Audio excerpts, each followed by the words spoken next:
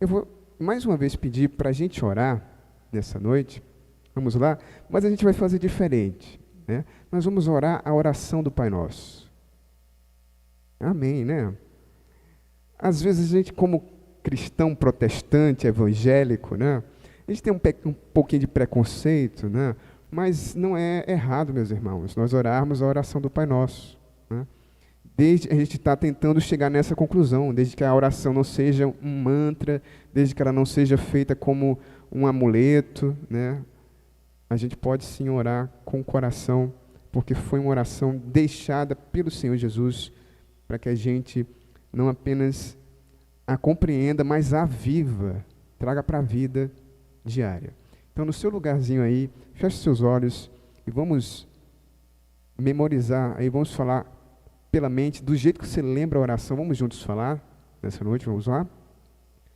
Pai nosso que estais nos céus, santificado seja o teu nome, venha o teu reino, seja feita a tua vontade, assim na terra como no céu. O pão nosso de cada dia nos dá hoje, perdoa as nossas dívidas, assim como nós perdoamos os nossos devedores.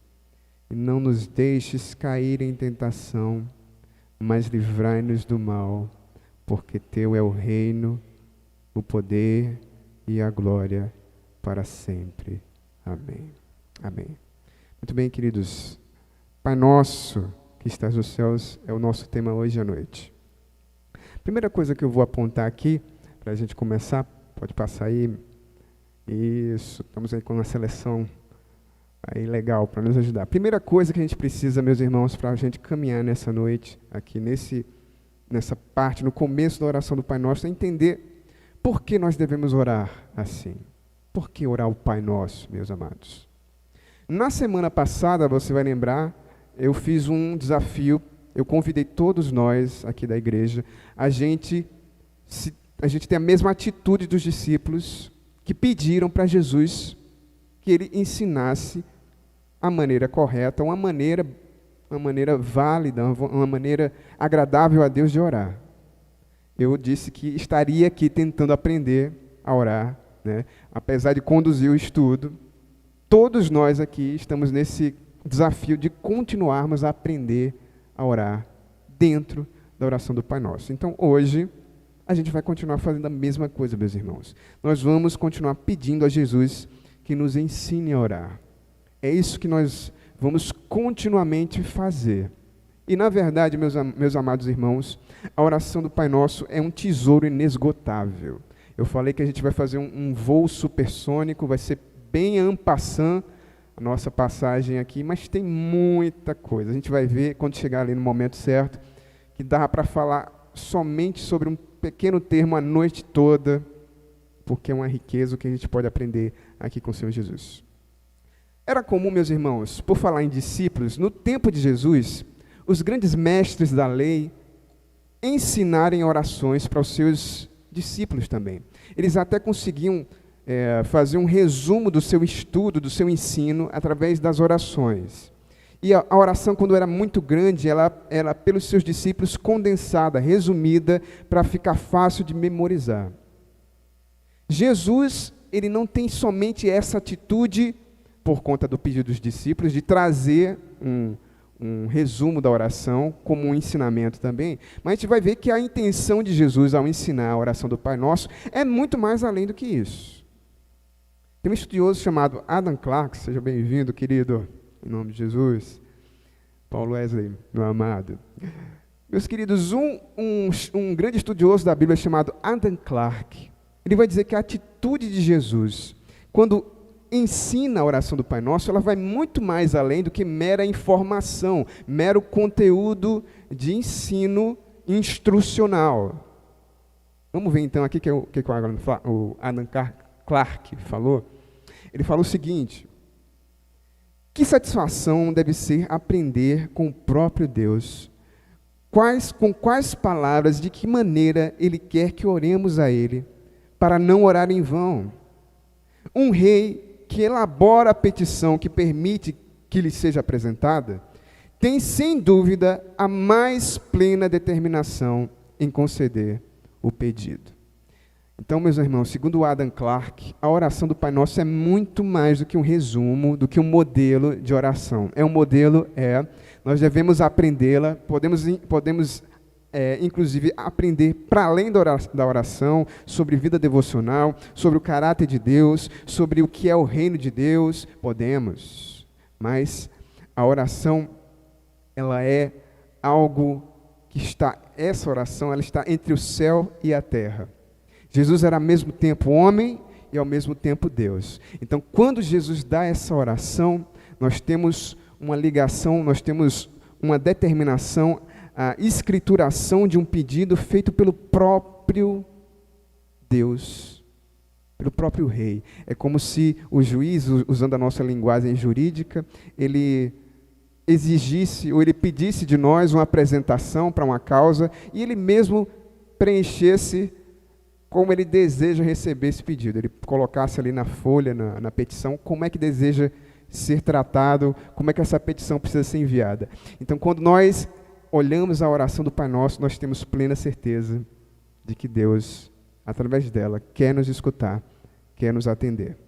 Nesse estudo, meus irmãos, eu vou estar usando aqui a versão da Nova Almeida atualizada, tá? A Bíblia Nova Almeida atualizada é uma versão que eu gosto muito, na verdade é uma das minhas preferidas, né? A gente está usando bastante aqui no culto a nova versão transformadora, né? A NVT, mas eu vou utilizar essa versão aqui da NAA, porque ela se aproxima um pouco mais dessa versão que já está espalhada, que as pessoas conhecem, o fraseado da oração, que está todo mundo acostumado, né? Então, Pai Nosso que está no céu, o pão nosso de cada dia dai-nos hoje, ainda é uma versão mais arcaica, né? Um português mais rebuscado. Ela se aproxima mais dessa versão, então eu escolhi, por isso, a gente trabalhar aqui com a Nova Almeida atualizada, tá bom? A gente vai então para o texto de Mateus, capítulo 6, e versículo 9, que começa dizendo o seguinte: Jesus agora, na semana passada a gente viu somente a introdução, nós vimos os versículos de abertura, nós vimos a preparação do terreno, e agora o Senhor Jesus começa de fato a ensinar a oração. Ele começa dizendo então: portanto, orem assim. Portanto, orem assim. Vou lembrar a vocês que o contexto que Jesus está ali no capítulo 6, Jesus está fazendo aqui um ensinamento sobre as disciplinas espirituais dos seus discípulos, né? Ele vai tratar da questão da oferta, ele vai tratar da questão da oração, da questão do jejum, né? E ele está fazendo um contraste com aquilo que era corrente na sua época. Eu falei na quinta-feira passada sobre a atitude de alguns dos renomados religiosos chamados fariseus.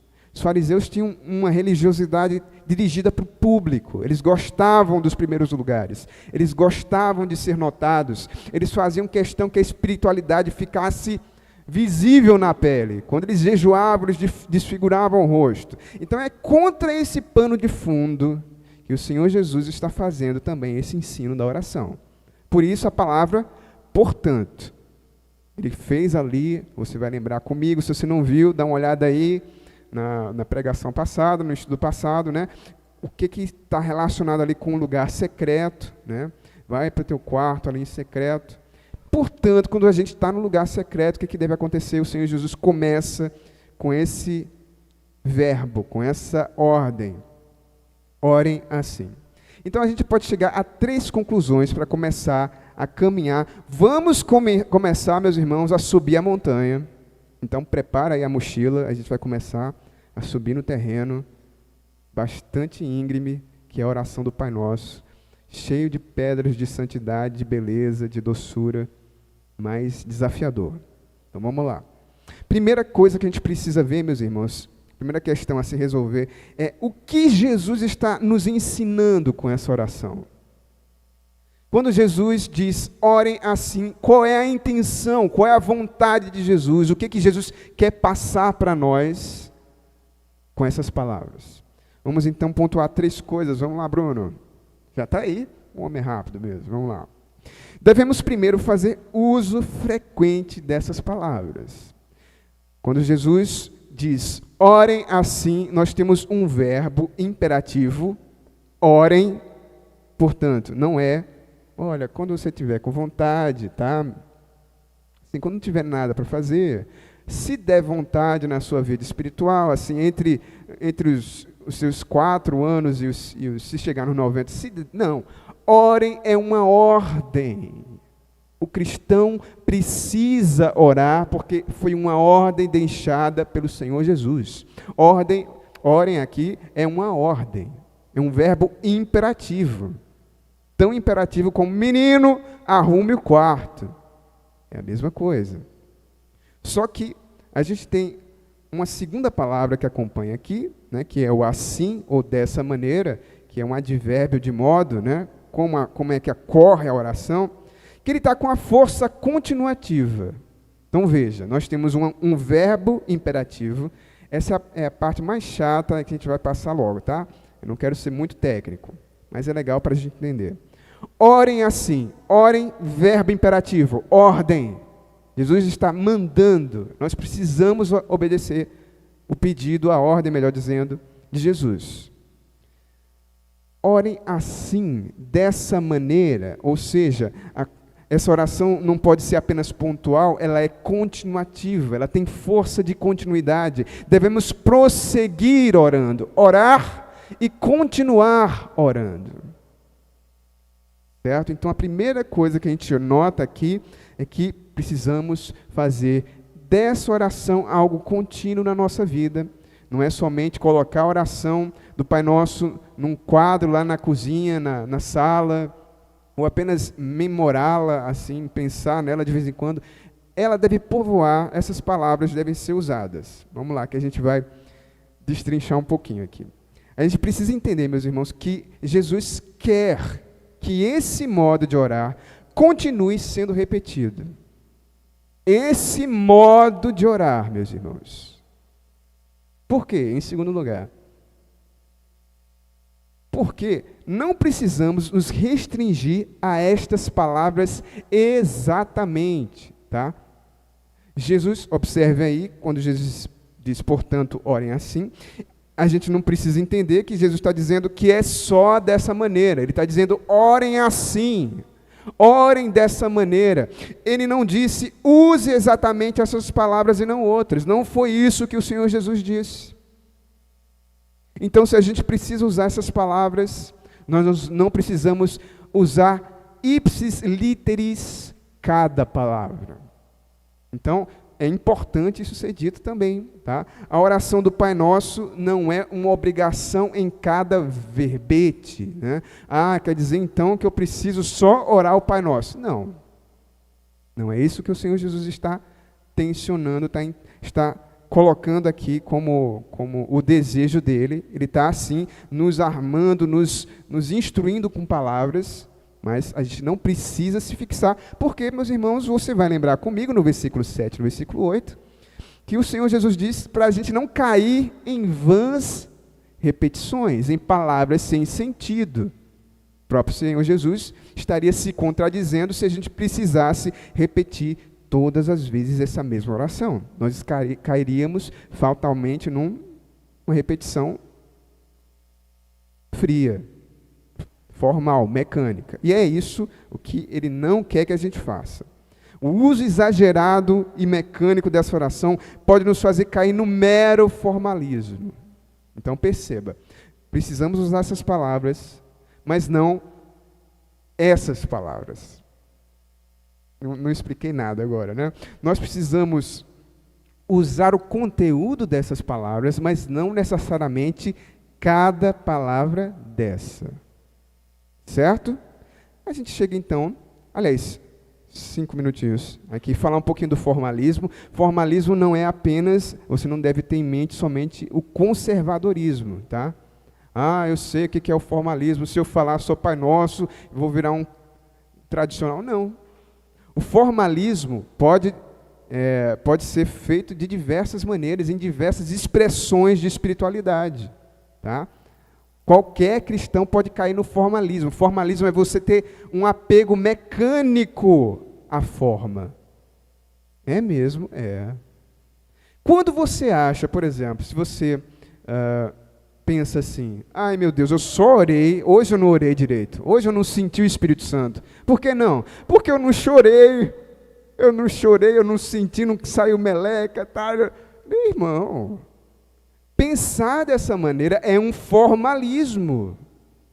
Se você acha que só orou mesmo quando você chorou, quando você faz parte da oração, faz parte da vida devocional, mas a oração não é só isso. E querer, toda vez, eu estou falando isso porque foi experiência minha. Na minha adolescência, eu, ali, 15, 17 anos, buscando a Deus em oração, eu achava, eu ficava ali naquele momento de oração, até que chegava um momento de comoção. Se eu não chorasse, não é isso. Oração trata das emoções, tem palavras, mas vai para além das palavras e para além das emoções. Tá certo? Vamos caminhar um pouquinho mais. Vocês estão lembrados de Lutero? O Lutero, aquele livro que eu falei na quinta-feira passada, Lutero escreveu um livro, né, para o seu barbeiro, o Pedro Barbeiro, ensinando como orar. Né? O Lutero também fala sobre isso no seu livro. Ele faz alguns comentários de como é que ele mesmo, Lutero, orava as frases da oração do Pai Nosso. Então ele chama a atenção do Pedro Barbeiro dizendo o seguinte, pessoal, é rápido aqui, viu? Menino. Muito bem, ele diz o seguinte: quero com isso ter incentivado e ensinado o coração sobre os pensamentos que você deve ter durante o Pai Nosso. O coração, quando estiver bem aquecido e disposto a orar, pode expressar perfeitamente esses pensamentos com muitas outras palavras, também com menos ou com mais palavras. O que o Lutero está dizendo? Se você chegou a folhear o livro aí, Como Orar, do Lutero, ele pega cada frase do Pai Nosso e começa a ensinar o Pedro a orar lá. Né? Então, Pedro, olha, vamos começar aqui com o Pai Nosso. Pai Nosso. Quando você falar Pai Nosso, pensa assim, Senhor Deus, eu não vou revelar o conteúdo que a gente vai ver agora à noite, né? Muito bem, ele começa a falar, o que ele está dizendo no finalzinho da oração do Pai Nosso para o Pedro? Não precisa, Pedro, não precisa, irmão, usar exatamente essas palavras. Você pode usá-las e você pode expandi-las. Você pode ir para além. Ela pode ser, inclusive, ele chega a dizer lá, que nas devocionais dele, quando ele estava orando, se ele encontrasse um ponto em que o coração dele fosse motivado, fosse aquecido, ele parava ali e concentrava o seu momento devocional naquele ponto. Se fosse uma confissão de pecado, ele ficava ali. Se fosse ação de graças, ele ficava ali. Então veja, a oração é bem dinâmica. Né? A gente não precisa, então, se concentrar nessas palavras exatamente. Em terceiro, então, nós precisamos fazer o quê, meus irmãos? Precisamos orientar a nossa vida oracional, a nossa vida de oração, por estas palavras. E o que isso quer dizer? Isso quer dizer que Jesus nos deu essa oração não apenas para a gente orar, para a gente declamar, para a gente falar, mas para a gente viver. Essas palavras precisam estar fazendo parte da nossa espiritualidade. Da nossa espiritualidade. Essa oração serve como modelo, sim, serve como parâmetro, serve como um guia para a nossa vida devocional. E é por isso que eu estou aqui me propondo a gente fazer esse estudo, porque vai falar muito, muito da nossa vida, meus irmãos. A gente vai ver que a oração do Pai Nosso nos joga para todas as áreas da vida cristã. A gente vai lidar com perdão de pecado, a gente vai lidar com batalha espiritual, né? A gente vai lidar com provisão, né? Com ansiedade. Está tudo aqui. A vida cristã está aqui na oração do Pai Nosso. Então, ela deve servir como modelo, como um guia, aquilo que vai nos ajudar a entender como viver uma espiritualidade sadia diante de Deus. As características da oração do Pai Nosso precisam marcar as nossas orações. Então, meus irmãos, a oração do Pai Nosso se amplia dessas palavras para a maneira como a gente experiencia como a gente experimenta o nosso relacionamento com Deus. Certo? Tranquilo? Deu para todo mundo entender? A gente precisa ir para além das palavras da oração do Pai Nosso, sem deixar de fazer a oração. O cerne da oração está sempre pulsando em nós. Amém? Vamos então para o nosso ponto 2 dessa noite. Com quem falamos ao orar? Essa é a pergunta aqui no começo do topo, indo para o topo, né? Começo do monte, a gente ali no pé do Goiti. Né? Afinal de contas, o que é que eu estou fazendo aqui? Né? Com quem nós falamos quando a gente está orando o Pai Nosso? Nós podemos começar agora a analisar a primeira frase da oração do Pai Nosso. Nós vamos começar, de fato, agora, né? O estudo. A gente vai começar a subir agora no monte. No versículo 9, capítulo 6, a gente tem aqui no versículo 9 a parte A. Portanto, pois, Pai Nosso que estás no céu. Já estou querendo voltar de novo lá, portanto.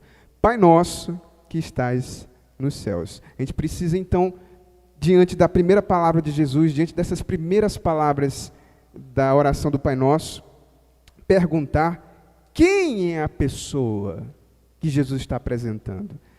Quem é a pessoa a qual devemos nos dirigir quando nós estamos orando? Afinal de contas, quem é que Jesus está introduzindo na oração do Pai Nosso? Quem é esse ser? É nisso que a gente vai se concentrar hoje à noite. Esse é o cerne do estudo, e nós podemos então fazer 2 destaques bastante rápidos. Eu vou pedir aqui a graça de Deus, porque, meus irmãos, é uma riqueza. É uma riqueza. Eu vou pedir aqui que a graça de Deus me ajude para fazer as melhores. Assim, a gente está tentando fazer um estudo bem panorâmico, então tem muita coisa importante que pode ser dita aqui. Tem muito que a gente pode meditar, aprender, discutir, trazer para cá, mas que a gente saia daqui com o que é suficiente e necessário para a nossa vida hoje. Amém? Então vamos fazer 2 destaques, meus irmãos. O primeiro destaque está aqui para a gente. Pai Nosso. Meu Deus, como falar dessa primeira expressão no começo da oração? Como falar de Deus sendo Pai?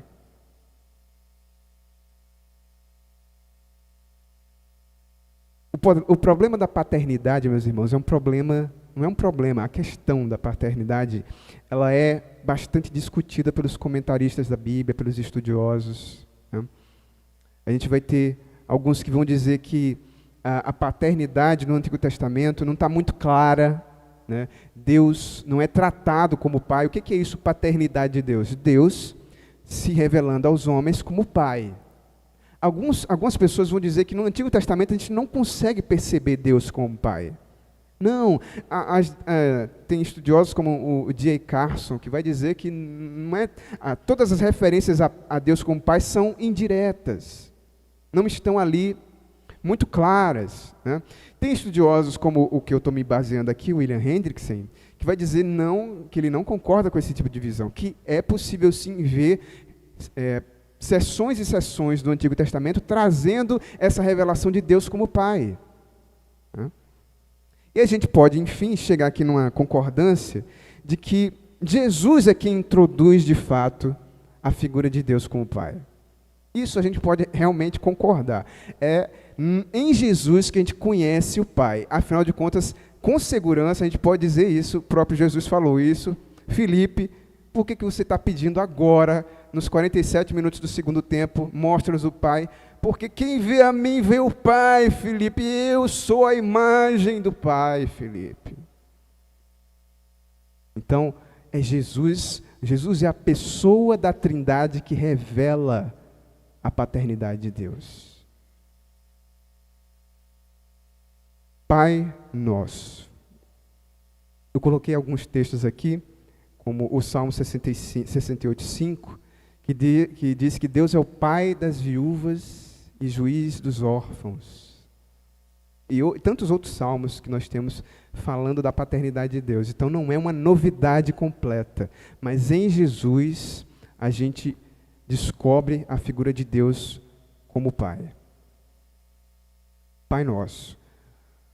Porque como é possível tratar Deus, o Deus do Antigo Testamento, o Deus das promessas, o Deus dos 10 mandamentos, o Deus dos grandes encontros, o Deus da revelação, o Deus do Monte Sinai em chamas? Como é possível chamar esse Deus de Pai? Vamos lá, seguir um pouquinho mais. A gente percebe, fazendo um contraponto, para depois juntar, né, que do começo ao fim da oração nós temos um tratamento diferente dado por Jesus. Deus é Pai, mas veja que do começo ao fim da oração, sempre é referido esse ser, esse Deus, no plural. O nome que Jesus introduz é Pai Nosso. Pai Nosso. A gente tem alguns textos do Novo Testamento que a gente tem a palavra mais inclusiva, mais personalizada, né, que é o Abba. Né? Gálatas 4:6 diz que o Espírito de Cristo está em nós e nos faz clamar, Abba, Pai. Mas não é essa expressão que Jesus usa aqui. No aramaico seria Abnu, não seria o Abba, seria o Pai Nosso. E isso tem todo o significado de estar aqui, meus irmãos. Como eu falei para vocês, a gente poderia ficar a noite toda só falando sobre o termo Pai e só falando sobre o termo Nosso. Esse termo Nosso, meus irmãos, ele varre a oração inteira. Só que, se você olhar para a sua Bíblia, no capítulo 6, quando Jesus vai falar de perdão de pecados, no versículo 14, ele não usa mais o nosso. Ele diz, porque se vocês perdoarem os outros as ofensas deles, também o Pai de vocês, ou em outra versão, o seu Pai, o vosso Pai, não é mais nosso. Jesus sai da oração. Não é mais Pai Nosso, é o seu Pai. Em Mateus capítulo 11, quando Jesus quer falar da sua filiação característica, da sua autoridade única como Filho de Deus, Mateus capítulo 11, versículo 27, ele vai dizer o seguinte, tudo me foi entregue por meu Pai, não é mais nosso, por meu Pai. E aí um texto que a gente vai usar daqui a pouquinho de novo, né? Ninguém conhece o Filho a não ser o Pai, ninguém conhece o Pai a não ser o Filho e aquele a quem o Filho o quiser revelar. Mas falando aqui do nosso, Jesus está introduzindo na oração uma dimensão de pertencimento que a igreja precisa entender. O local é o local secreto. A gente estamos lá no quarto secreto, né? Quando vocês forem orarem, vai para o quarto, e aí a gente vem aqui para o versículo 9. No quarto secreto, qual é a expressão que Jesus nos ensina a orar, meus irmãos? Pai Nosso. O que Jesus está querendo dizer com o nosso? Ele está ressaltando que o orante, que o orador, que o adorador nunca vai para o trono da graça sozinho.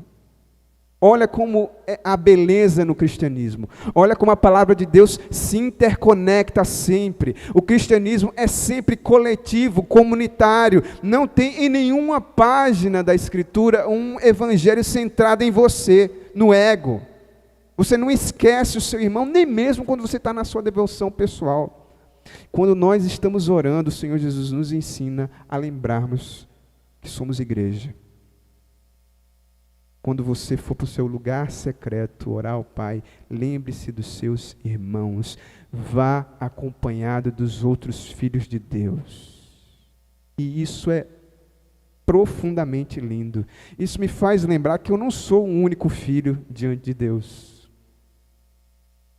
Isso diminui o meu sentimento egoísta. Quando eu digo Pai Nosso, eu lembro que Deus é Pai de muitos filhos.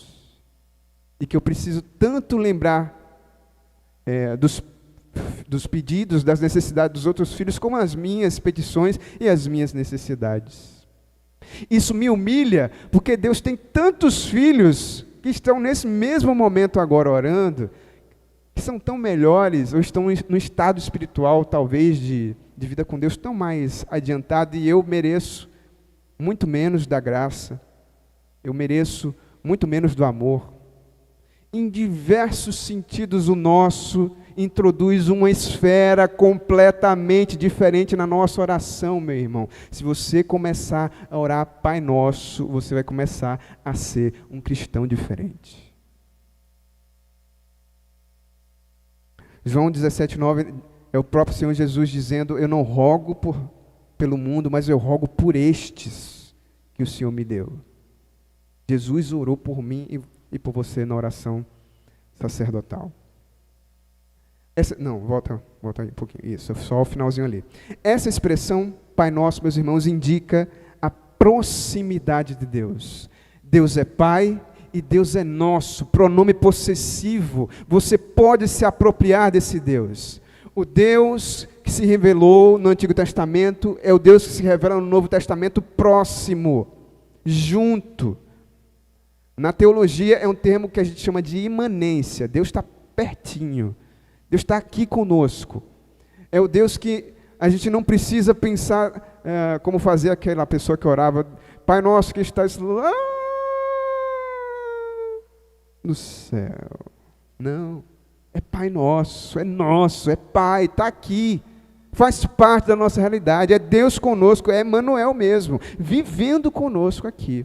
Então essa expressão traz segurança para o crente. Fala do amor, da bondade. Deus quer ser chamado de Pai, meu irmão. Deus quer estar conosco, quer estar com você. Agora sim, chamar de Deus de Pai, de nosso Pai, é uma prerrogativa exclusiva dos que foram feitos filhos através de Jesus. Está lembrado aí do texto de João 1,12, meu irmão? O que diz João 1,12? A todos quantos o receberam, deu-lhes o poder de serem feitos filhos de Deus. A todos quantos o receberam.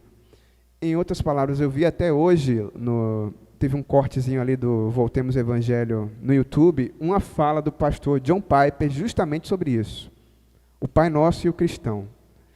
Só é possível chamar o Pai Nosso, nós só podemos estar chamando, só podemos chamar Deus de Pai Nosso, porque existe um elemento nessa relação. Nenhum de nós, meu irmão, nenhum de nós vai sozinho, vai diretamente a Deus. Poxa, que é isso? Misericórdia.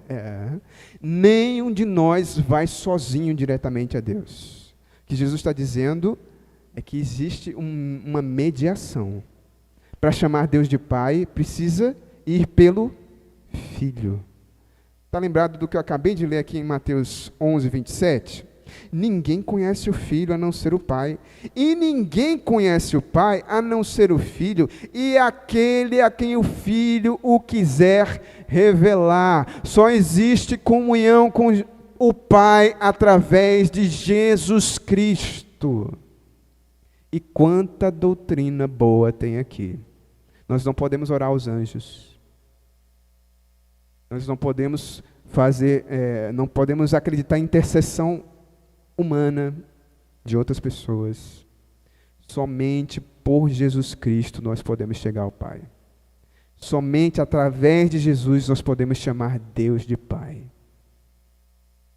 Por isso, o relacionamento, essa oração é exclusiva para os cristãos, de uso dos cristãos. Deus está nessa oração perto de todos os seus filhos, infinitamente perto. E a gente pode terminar dizendo que Pai Nosso transmite a ideia de profunda intimidade. Então, essa beleza, é com esse grau de audácia, de subversão que Jesus começa a sua oração. Imagine Jesus falando isso para o público da sua época, né? Todos cheios de dedos, todos cheios de de prescrições, de muitos rituais, qualquer tipo de impureza você precisava se lavar imediatamente, é muito difícil, muito complicado. Deus em Jesus Cristo se apresenta como um Deus descomplicado, acessível, amoroso, que se deixa encontrar. Por isso a gente precisa buscar o nosso Pai. Em segundo lugar, outro desafio, né? A última expressão que a gente vai analisar hoje à noite, que estás nos céus. O que é o céu, meu irmão? O que é o céu? Como definir o céu? O que é o céu, né? Se é difícil definir o que é o Pai, também não é tarefa simples definir o que é o céu, mas a gente pode dizer, de uma maneira resumida, que aqui Jesus enfatiza ao mesmo tempo a celestialidade de Deus como forma de tratamento. Percebeu? Existe esse caráter celestial em Deus. Deus não é apenas Pai, Ele é também aquele que está nos céus. Vamos caminhar um pouquinho aqui para eu tentar isso. Os filhos devem se aproximar do Pai em fervorosa e humilde reverência. É esse o elemento que está sendo colocado agora. Aqui que eu quero fazer a consideração, aqui que é importante pontuar. Jesus está falando ao mesmo tempo, meus irmãos, olha, Deus é íntimo, Deus está próximo, Deus é Pai, Deus é nosso. Mas ao mesmo tempo e com a mesma ênfase, Deus está dizendo o quê? Jesus Cristo está dizendo o quê? O Pai é santo. O Pai é exaltado. O Pai está acima. Ele é todo poderoso. Ele está nos céus. Salmo 115, 3. Nos céus está o Senhor e tudo faz como lhe apraz. Então, no Novo Testamento, com a vinda de Jesus, não some a dimensão da reverência do cristão. Pelo contrário, meus irmãos, perceba, atenção, perceba, não é um pouquinho de intimidade e um pouquinho de reverência. Não é isso, meus irmãos. Na vida de oração, na vida devocional, é toda intimidade, ela é toda intimidade e toda reverência, ao mesmo tempo. É intimidade e reverência. Eu acho que em 2001 que eu preguei aqui sobre um texto em Levítico, eu chamei a pregação de o culto na presença de Deus. E eu falei de um texto ali na inauguração do tabernáculo, onde os cristãos, quando os filhos de Deus, né, o povo de Deus, quando viu a glória de Deus descendo e o fogo acendendo, a oferta, eles se prostraram no chão e gritaram de alegria. Como é que pode isso? Os dois aspectos da vida devocional: reverência e intimidade. Se prostrar no chão e gritar de alegria. Na presença de Deus, na vida de oração, precisam esses dois elementos estar em comunhão, acontecendo ao mesmo tempo, meus irmãos. E aí eu trago essa frase aqui do William Hendrickson. Ele faz essa observação que precisa ser feita. A gente precisa realmente pontuar, fazer essa observação como ele faz. Ele afirma que a camaradagem ou a familiaridade vulgar, que não é somente da oração dos nossos tempos, das formas de religião da nossa época, não é somente desse tempo, mas desde os tempos antigos, essa forma de tratar Deus como um parceiro, ela não é bíblica, meus irmãos. Ela é antibíblica, né? A gente não pode, perceba que Jesus está nos levando para uma vida equilibrada. Deus não é um tirano a ponto de não ser possível chamá-lo de pai. Mas Deus não é o seu amiguinho, não é o seu parça. Aí valeu, que você não tenha que tirar as sandálias, porque o lugar que você está é santo. No cristianismo, no evangelho, está tudo equilibrado, meus irmãos. É intimidade profunda. Você pode ter intimidade, amá-lo, derramar a sua vida diante de Deus, mas sem perder a dimensão do celeste, sem perder a dimensão. Eu estou lembrando agora quem foi que falou isso, meu Deus, foi o Thomas Watson.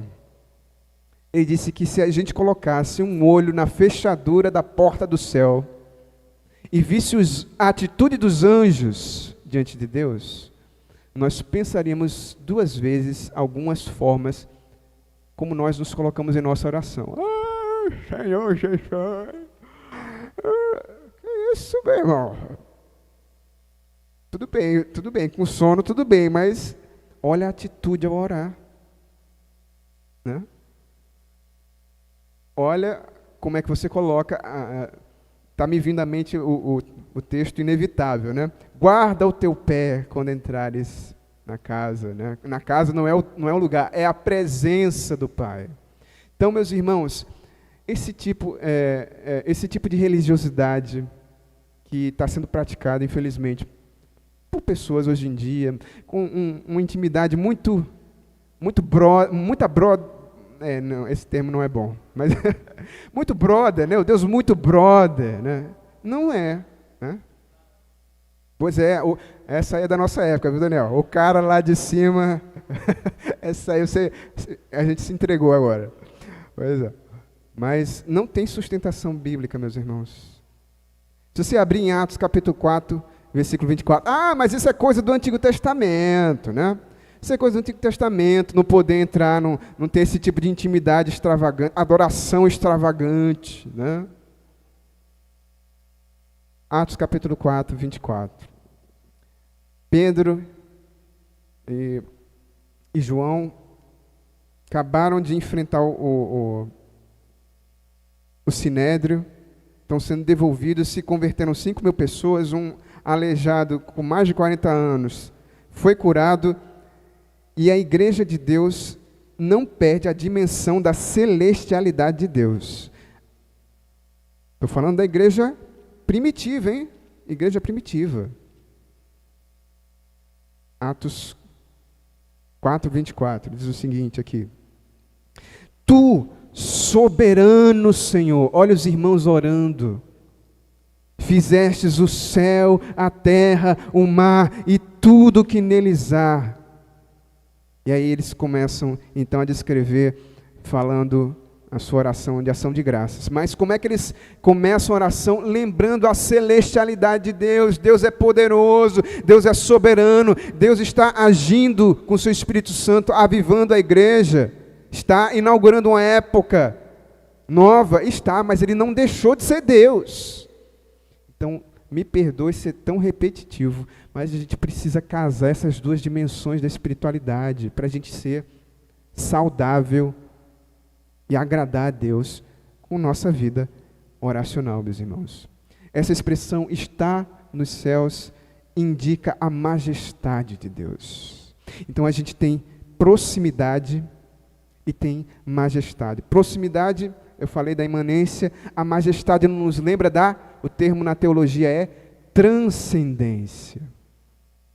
Deus é o Deus que continua no trono, no seu alto e sublime trono, Isaías, que continua no alto e sublime trono em Apocalipse capítulo 4.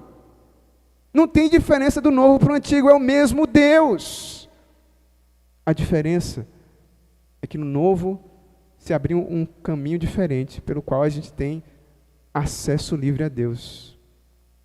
E Deus se torna nosso, se torna Pai também. Isso aí. Os céus são o lugar da manifestação, né? É muito difícil resumir, mas o que seria o céu, meu irmão? Os céus é o local, o céu é o que, meu Deus? O céu é a fonte de todas as delícias, né? Quando você vai para o seu quarto, você está indo para aquela dimensão espiritual que te transmuta da terra para um outro planeta. O céu é o lugar da manifestação eterna da glória do Pai. É dito na palavra, em Hebreus 8:1, que Jesus está à direita do Pai nos céus. Então Deus, é claro que Deus está aqui conosco, é óbvio, mas Deus também tem um local, Ele também está num local que não pode contê-lo. Né? O Salomão, quando fala em 2 Crônicas 2, inaugurando o templo, ele diz para o Irão lá de Tiro, né? Eu quero construir esse templo, mas que templo comportaria o Senhor? Os céus dos céus, os mais altos céus não podem contê-lo. Então, a gente percebe que os céus são essa dimensão, é o local eterno onde Deus manifesta a sua glória completamente. E por que isso aqui também está na oração? Para nos fazer, queridos, desejar, para que em nossas orações nós nos transportemos para a presença desse Senhor, desse Pai. Quando você está no seu lugar secreto, quando nós oramos, Pai nosso que estás nos céus, nós estamos não apenas desejando que o céu se adense naquele lugar, que a gente tenha um encontro, que a janela do céu se abre, um pouquinho do céu apareça ali, mas a gente quer ir para esse lugar também. A gente quer transportar a alma para esse lugar, para estar com Deus, para se desvencilhar desse mundo que me dá dor de cabeça, que me deixa cansado, que eu tenho que olhar a hora, eu quero me perder nos minutos, eu quero navegar nesse barco para sempre. É o local para onde nós professamos estar indo. É o céu. Estar nos céus, meus irmãos, para a gente finalizar, destaca a necessidade de ansiar, continuamente estar com o Pai para todo sempre. 3 lições práticas para a gente fechar nessa noite. Vamos lá, meus irmãos. Diante do que a gente viu nesse estudo aqui. Primeiro, dirija-se a Deus amorosamente como nosso Pai. Nas suas orações, na nossa devoção diária, vamos encharcar essa oração de intimidade. Encharcar de intimidade, meu irmão. Você pode falar com o Pai, você pode colocar o seu coração aberto, se derramar completamente diante dele, porque Ele é o nosso Pai. Fale isso. Deus deseja ser chamado de Pai, ter comunhão íntima comigo e com você, conosco. Segunda lição. Mantenha uma atitude de adoração reverente e humilde. Ao mesmo tempo, pisando com sabedoria, com adoração, contemplando cada parte da beleza de Deus. Você não entra doido na presença de Deus, jogando tudo para o ar, estourando o quarto.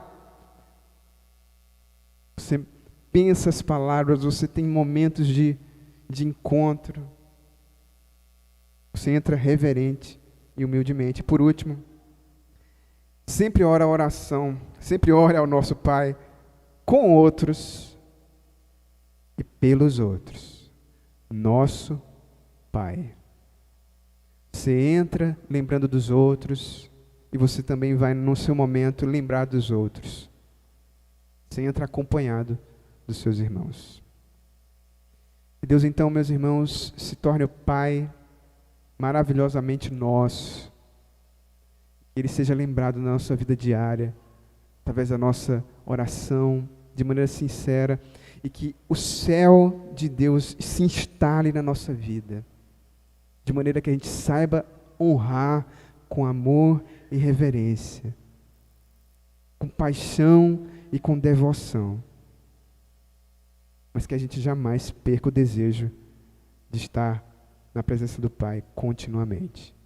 Em nome de Jesus. Amém.